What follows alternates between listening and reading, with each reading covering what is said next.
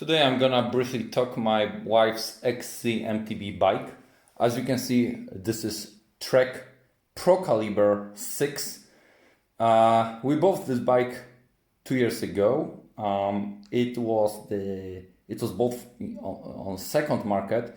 It was after test bike, so it was quite a good deal, and the frame was in very good condition, almost no scratches on the surface. So yeah, and the color was wonderful. Okay, as you can see, this is the aluminium frame. It's totally made from aluminium, but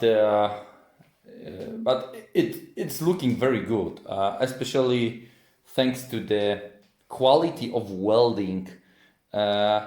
Many manufacturers like Cube, for example, are producing frames that are welded. The welding looks like a sheet, in my opinion. But Trek does a good job when it comes to the welding. So from some distance, you can even say that maybe it's a carbon frame. Yeah, it's well made.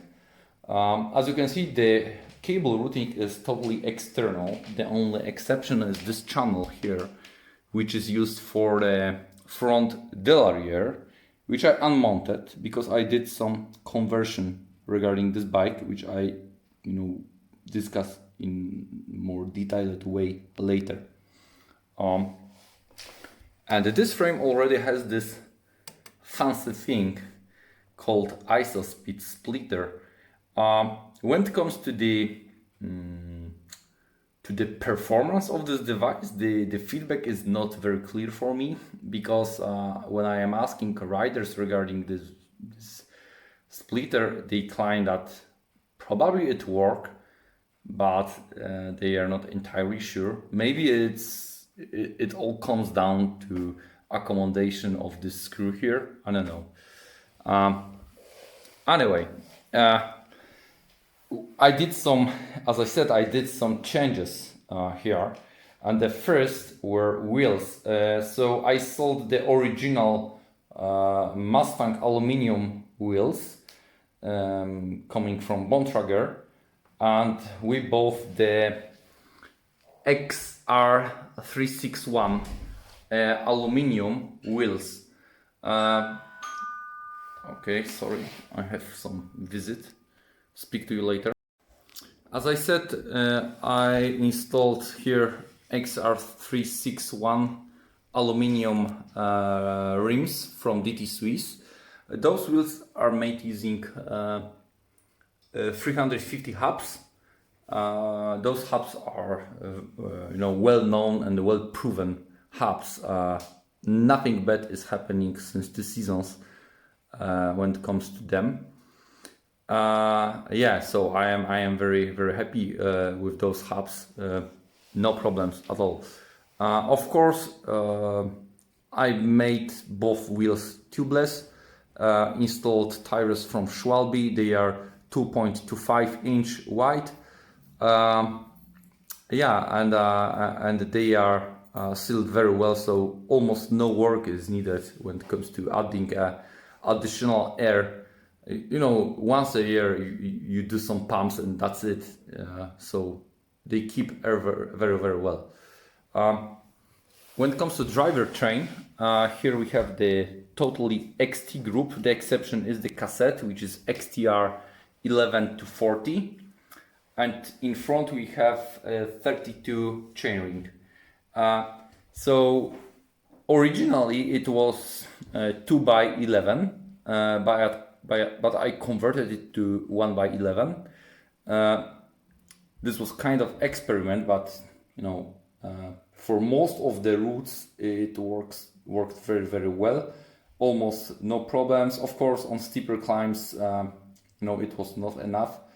But at amateur level for women, it was quite a good compromise. What's more important, additional work regarding the front derailleur is not needed anymore.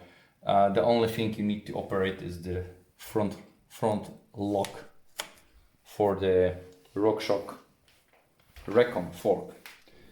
Speaking about the fork, this is the RockShox Recon model, not the lightest one, but very solid and tough. Of course, I installed the 20-degree aluminium stem from Deda, which is, as you can see, almost parallel to the ground, and a carbon handlebar. I can't remember exactly the company. I think it was Pro or something like this. Saddle comes from Bontrager.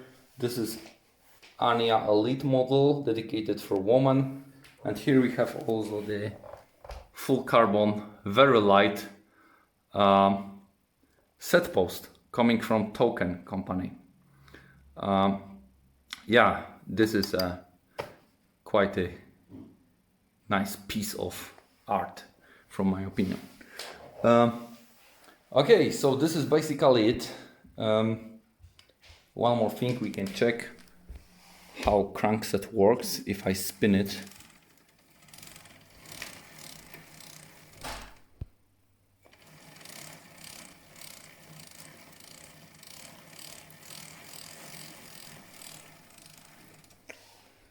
Yeah, very nice. Okay, so this is the bike, this is the track bike, and I think it will be it will be heavily used for the next season, I believe. Thank you.